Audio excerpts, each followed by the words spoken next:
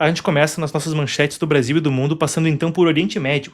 A Força Interina das Nações Unidas no Líbano, UNIFIL, confirmou ter derrubado um drone israelense no último final de semana, mas tem versões divergentes sobre o incidente. Segundo o exército israelense, o equipamento estava numa, aspas, missão de reconhecimento rotineira perto de Kfar Kila, no sul do Líbano, e não representava ameaça às tropas da ONU. A UNIFIL afirma que o drone voou de forma agressiva sobre uma patrulha, levando os soldados a agir em autodefesa. Depois que o drone foi abatido, Israel teria lançado uma granada e disparado de um tanque, sem deixar feridos. Isso aí é só parte do panorama de tensões que acontece lá no Líbano. Conforme a gente tenta a paz em Gaza, conforme a gente aguarda para ver se ela se mantém, também há tensões em outras frentes na região, desde os Houthis no Iêmen até a gente aguardando para ver qual vai ser a posição do Irã. No Hezbollah também é delicado. Hezbollah, claro, organização terrorista que fica no sul do Líbano e que também atacou Israel em simpatia com o Hamas, em solidariedade ao Hamas, depois daquele 7 de outubro de 2023. No dia 8 de outubro começou os disparos de foguetes vindo do norte, então, do Líbano contra Israel.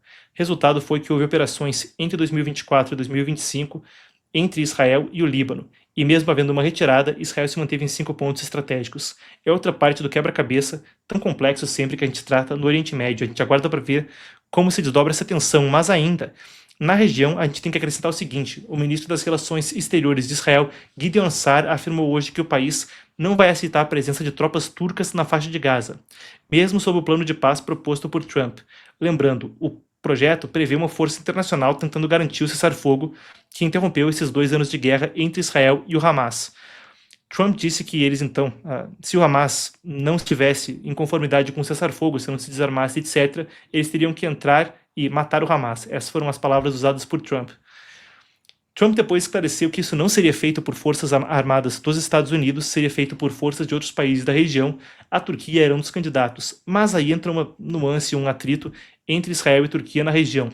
Então, o ministro das Relações Exteriores israelense, novamente, Gideon Sa'ar, disse em Budapeste, na Hungria, que não é razoável permitir que forças lideradas por Erdogan, pronúncia correta, tá? Erdogan, para corrigir aqui, entrem em Gaza, depois de duras críticas da Turquia quanto a uma ofensiva israelense.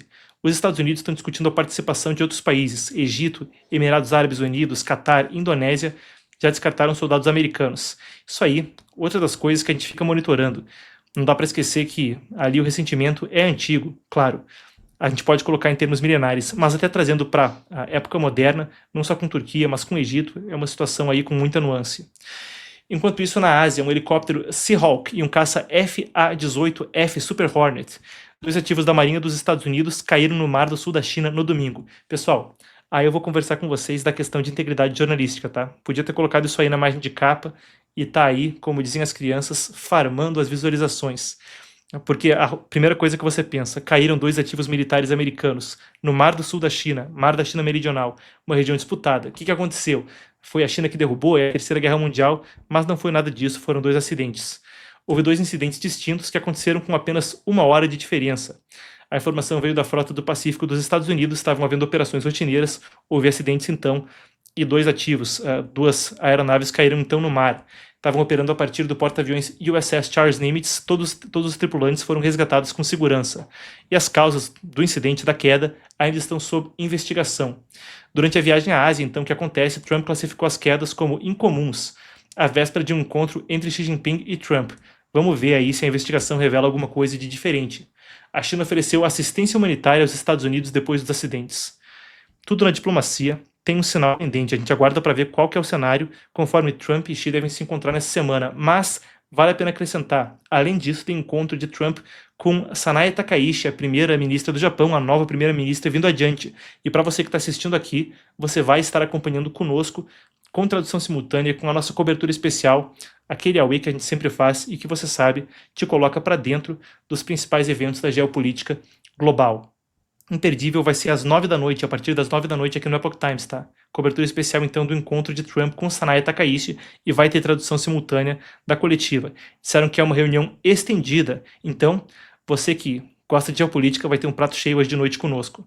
E para a gente encerrar, o presidente Donald Trump criticou hoje o teste do míssil nuclear Burevestnik, agora sim.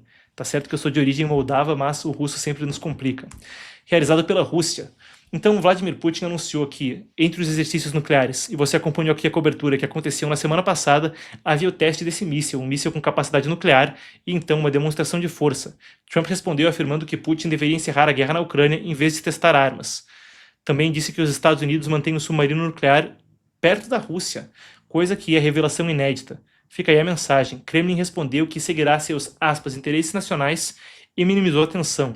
No sábado, até no Catar, Trump já havia dito que não pretende se reunir com Putin até que exista um acordo real de paz entre Rússia e Ucrânia. Uma correção, tá? Não foi no Catar, foi no Air Force One, em viagem até a Malásia. E, falando de Estados Unidos, o presidente Lula se reuniu no domingo com Trump, em Kuala Lumpur, na Malásia. Foi o primeiro encontro formal entre os dois líderes. Segundo Lula, a conversa foi ótima e as negociações para suspender a tarifa de 50% sobre exportações brasileiras continuarão imediatamente. Lula também afirmou que Trump se comprometeu a negociar rapidamente, contudo, sem comentários por parte dos Estados Unidos até o momento. O chanceler Mauro Vieira afirmou que as equipes técnicas vão seguir reunidas em busca de um acordo nas próximas semanas. Segundo o governo brasileiro, o tema Bolsonaro não foi discutido. Bem, um encontro aí que, enquanto a gente aguarda mais informação, parece não ter sido tão substancial, ou pelo menos não pelo que saiu à imprensa. As posições continuam iguais, pelo que a gente vê, e sem anúncios quanto a uma redução das tarifas. A ver como a coisa se desdobra. Até desconfortável para mim toda hora, a ver, vamos ver o que acontece, mas é porque é um cenário de muita nuance em um mundo complexo, conturbado e que você vai seguir conosco, descobrindo e explorando, não só aqui, mas na nossa newsletter O Panorama, a nova newsletter de política internacional do Epoch Times. Você que ainda não está conosco no Panorama, pessoal, tá vendo esse gráfico aqui do lado? Esse gráfico te explicando como foi a Operação Midnight Hammer com os bombardeiros B-2 Spirit. Ah, mas por que eu vou querer saber o negócio que aconteceu em junho?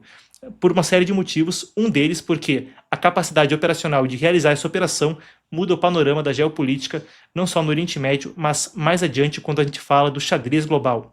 Um belíssimo infográfico que a nossa equipe preparou para você e você vai receber ele de graça ao assinar o Panorama, de graça também. Tudo gratuito aqui, pessoal. É um newsletter que vai te colocar, então, na linha de frente do debate global, ainda vai te dar esse infográfico gratuitamente, tudo na faixa e te deixando informado.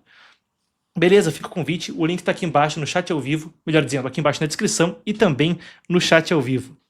Tá certo? Eu vou colocar em tela cheia, pessoal, isso aqui é baixaria, o que a nossa equipe fez com isso daqui. Tira a barra aí, Daniel. Aí a gente está vendo, então, o belíssimo infográfico, e aí no cantinho, você que está vendo na TV pode escanear o código QR, e então vai estar conosco no Panorama, totalmente de graça, nosso newsletter diário de geopolítica, que vai garantir que na sua caixa de entrada esteja aquilo que de mais relevante acontece no mundo.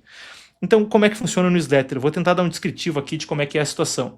Ele vem com um giro de notícias, uma série de manchetes para te manter informado, depois tem uma coluna de perspectiva com os colunistas do Epoch Times, por vezes eu mesmo escrevendo ali, nossos editores locais aqui do Brasil, ou também até puxando lá da matriz americana, olha que legal, e a gente encerra cada um dos newsletters com um artigo a fundo, onde a gente se aprofunda em um tópico específico e mergulha num deep dive, como chamam aí nos Estados Unidos, um mergulho a fundo, explorando um assunto em particular, certo? Imperdível, pessoal, link no chat ao vivo e aqui embaixo na descrição.